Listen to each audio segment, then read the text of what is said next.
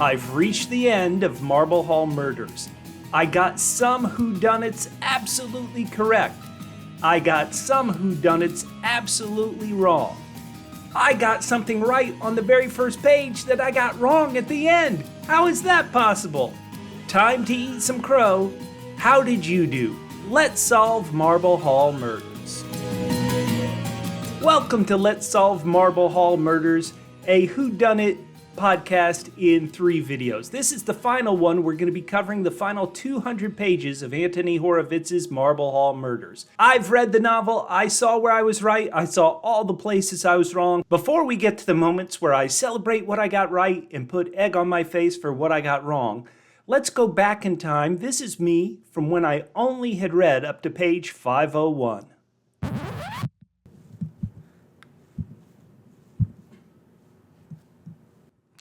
I am banging my head against the wall, against the mic. This is our third and final video covering Let's Solve Marble Hall Murders. If you haven't seen our first 2 videos, go check them out. I've read up to a chapter entitled Special Delivery. It ends at page 501 in my version of the book. I've got to make my guesses. I've got to Let's Solve Marble Hall Murders.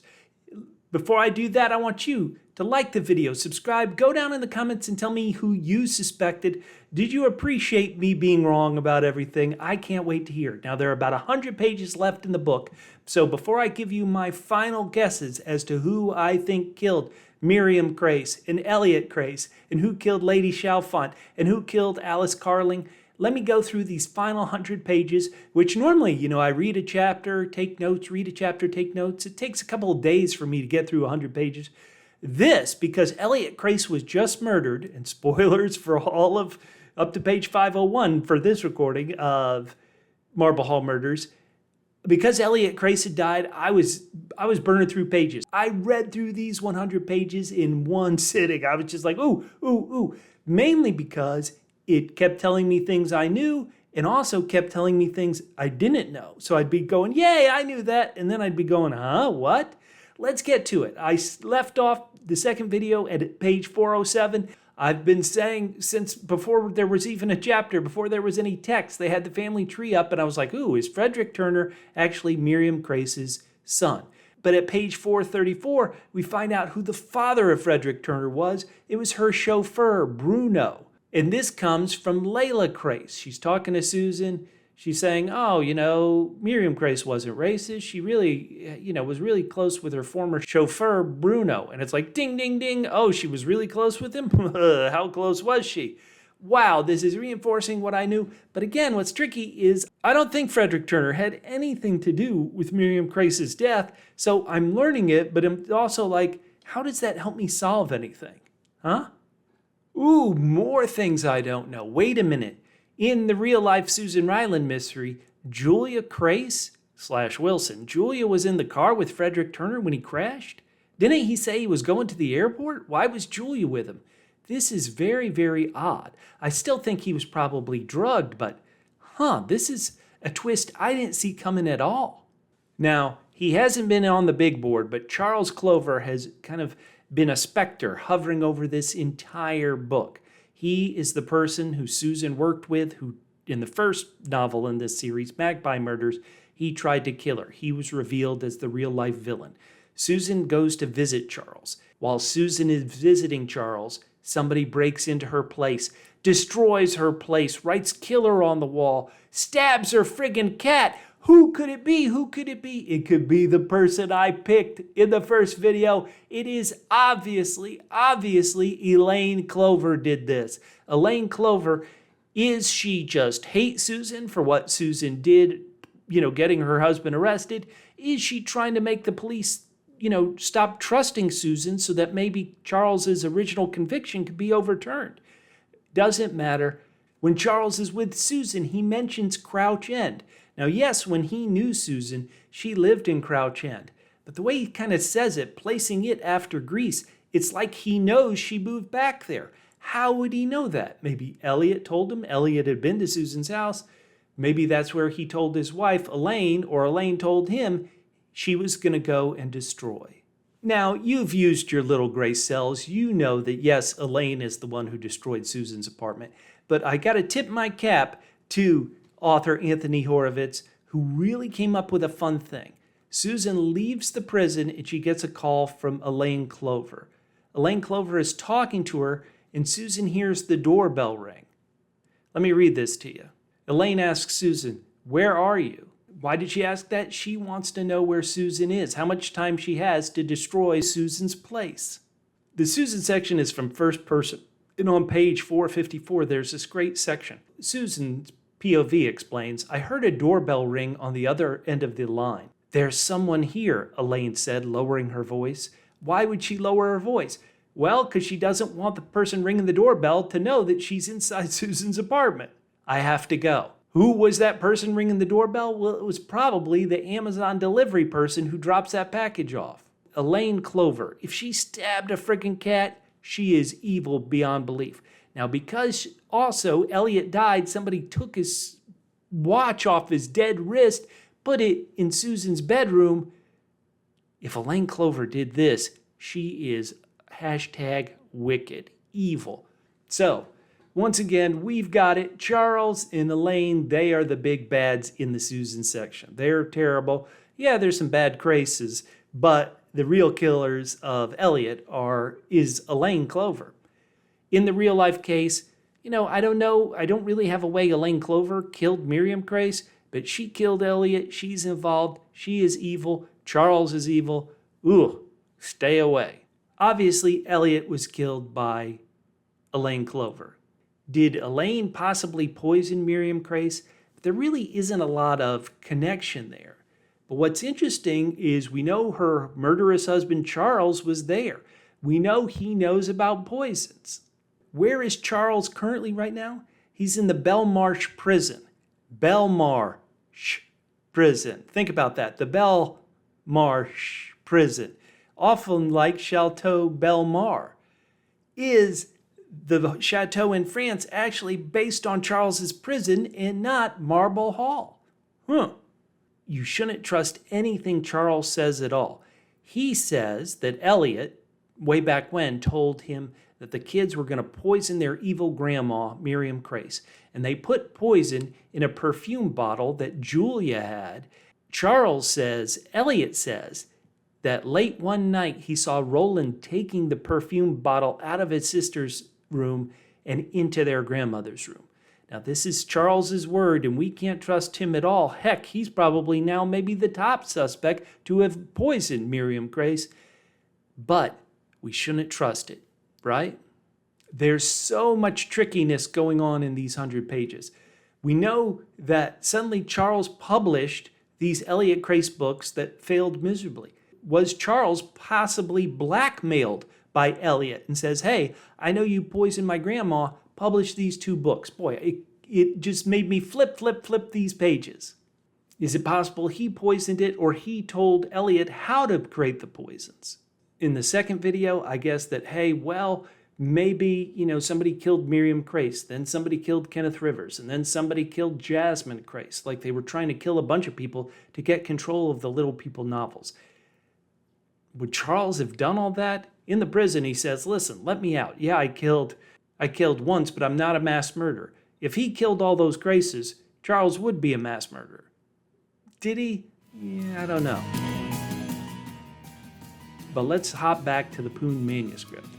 Because while I know Voltaire was in Nice, everything else, on page 478, they emphasize something that Pünd had said earlier to James.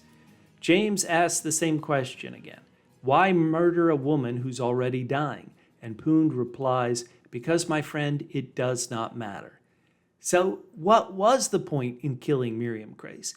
Was she killed because Atticus Pund was coming and they wanted her dead before she spoke to Atticus?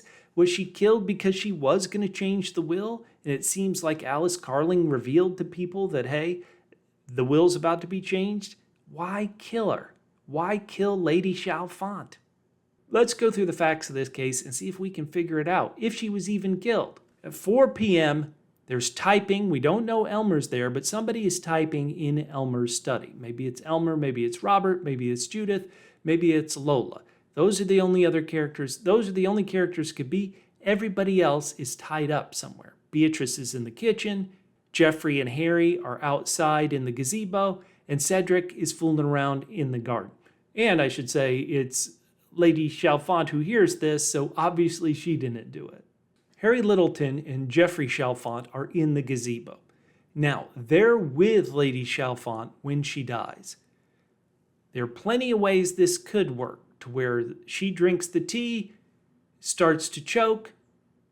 Geoffrey tells Harry to go call an ambulance and the cops. Real odd to say call the ambulance and the cops. He leaves. Geoffrey kills his mom when she's alone. And that's the way they could be guilty. But one thing's got to be true. If anybody's telling the truth, Harry and Geoffrey could not have been in the kitchen poisoning that specific teapot.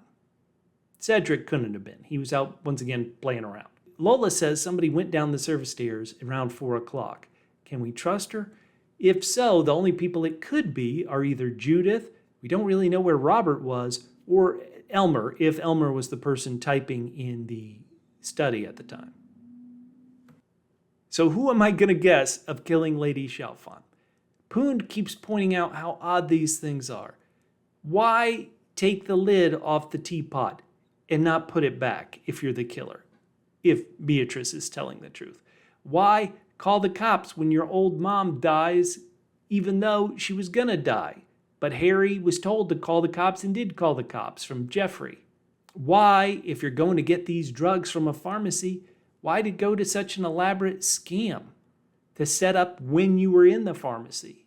Why go through an elaborate ruse to put on a disguise and rent a hotel room if you're never going to sleep in the hotel room and you're just going to dump everything in a dumpster right outside the hotel room? Now, part of me would say, well, Voltaire is not good about moving around, so the fact that the hotel is right next to the pharmacy, he wouldn't have to go far. But, okay, Voltaire was in Nice, but there's no sign that he went to Chateau Belmar. There's no sign he knows Alice Carling. There's no reason he would kill Lady Chalfont. So who killed her? I don't know why Voltaire was in Nice, but him being the guilty party just doesn't seem it. So I'm going to go with two other possibilities. And both possibilities are about the money. Judith wants the money, and she's not going to get it unless her mom changes the will. And so if she can't get her mom to change the will, she's got to frame the person who's going to get all the money, Elmer Waysmith. She has a relationship with Alice Carling. That's how she knows Alice lives in the village. She points the suspicion at her own husband so she can leave him after she gets the money. Judith, or it's going to be Robert Waysmith. Robert hates his dad, blames his dad for what his mom did, and again, he's framing his dad. He's killing this woman who tried to replace his mom, but she's going to die anyway, no big deal. And so he's framing his dad. He strings along Alice Carling. He is the one that kind of frames his dad to look like his dad did it. And the trick is, how is he at the pharmacy? I got no idea. But okay, I'll put it as like 10% Voltaire. I got to stick with my first choice. And then 45% Judith, 45% Robert. I got no clue. Let me bang my head one more time.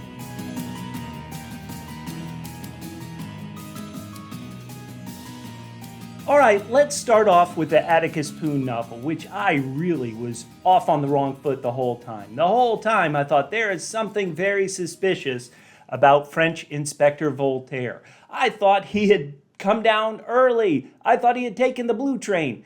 But somehow, even though they gave us all those details about the blue train from Paris down to Nice, he must not have taken it, and he did somehow take a different overnight train from Paris and did arrive early. Who knows? I got it completely wrong. Now, my guess after page 501, who was it? I suspected either Judith or Robert Waysmith. Now, do I want to give myself some credit because they both did it? No. But I got to open myself up. It makes perfect sense. I think it is fairly clued. This is just one of the holes in my murder mystery whodunit solving phase. I'll be honest, I never liked, spoiler alert, Murder on the Orient Express, where they all did it. I thought it's kind of a cop-out. I'm reading the book. I knew that Harry Littleton and Geoffrey Chalfont had called the cops after Lady Chalfont's death, and I'm like, why is that? But in a normal murder mystery, they have some other plot, some other thing to why they did something very suspicious, and it's no big deal. In this, they were in on it. How bizarre, how crazy. Did you solve it? Again, I just don't like that everybody did it. And so because I don't like it, I never look for it. But I think if I had been open-minded, my little gray cells needed to be more open-minded, I think I could have solved it. I knew there was something suspicious about them. I just didn't. Now that said, Lola Chalfont, what did she really do suspicious? Nothing. Yet Lola was in on it, right? I don't know. I didn't solve it. Tip of the cap to Anthony Horowitz, egg on my face. Let's get to the real life murder mystery and the thing where I can really stick out my chest and strut around and say, I knew it. And that's from the very moment she appeared on the page. Elaine Clover, I suspected. I said, she's the killer. I knew everything, and at that wrap-up at page 501, I said, ooh, she's broken into Susan's flat. She stabbed the cat. I knew it all. I figured it out all. That was possibly easy to figure out. I assume you did as well. But what's crazy is I said, she's the killer. But she didn't kill anybody. This is where I question the kind of murder mystery of this. You're telling us as readers, Anthony Horowitz, that Elaine Clover happens to see Eliot Crace dead in the street and in an instant immediately thinks, oh, I can make Susan guilty and point the finger at her. That is, let me say, Elaine Clover acts that fast. You know, she should be on a game show, be able to come up with something that quick. It really, at the end of the book, it doesn't make too much sense to me that Elaine Clover would suddenly see this dead body and then be able to pull off such a good pointing of the finger at Susan as possible. It just, I love that Elaine Clover's guilty because I knew she'd be guilty, but otherwise, it doesn't make too much sense. And then, let's get to where I was right and wrong completely. Right on page 1. It's maybe not even a page. It's a drawing of the family tree. As soon as I saw Frederick Turner adopted, I said, ooh, isn't it likely that he's Miriam Crace's real child? I knew it. Yet, again, something that is a internal problem with me is that I think, Frederick Turner, he's completely innocent. He didn't deserve, to be put up for adopted and treated so poorly by his birth mother. Why would he be the killer? He's a victim. You would never make him the killer. Anthony Horowitz said, yeah, I'm making him the killer. And so because internally I just felt so sorry for this adopted kid, I would never suspect them of killing their mother. It's just, again, not how I'm wired, but with your little gray cells, you gotta be open the whole way. I was also wrong about the car wreck in some ways. I knew that car wreck, there was something funny going on about it. As soon as I read it, I said, ooh, you know what this is? Somebody probably poisoned Frederick and he was in the wreck. No, the car wreck was a clue, but for something completely else. It was a car wreck to prove he was colorblind. I missed that clue about Miriam Crace entirely. Egg on the face, get me the bowl of crow. I missed it completely. Did I spoil the book? Did these videos spoil the book for you because I told you immediately that Frederick was Miriam Crace's actual child? I hope I didn't, but boy, wow. I got it wrong. I'm going to have to go back to detective school. In the end, I think it was a fun novel. Even though I got things wrong, I really enjoyed it. What did you think? Go down in the comments, let me know. Everybody who leaves a comment will be eligible to win this signed copy of Anthony Horowitz's Marble Hall Murders. I'm going to give it till exactly 1 month after this final YouTube video post. So you've got 1 month after this YouTube video post to leave a comment. You'll be eligible to win.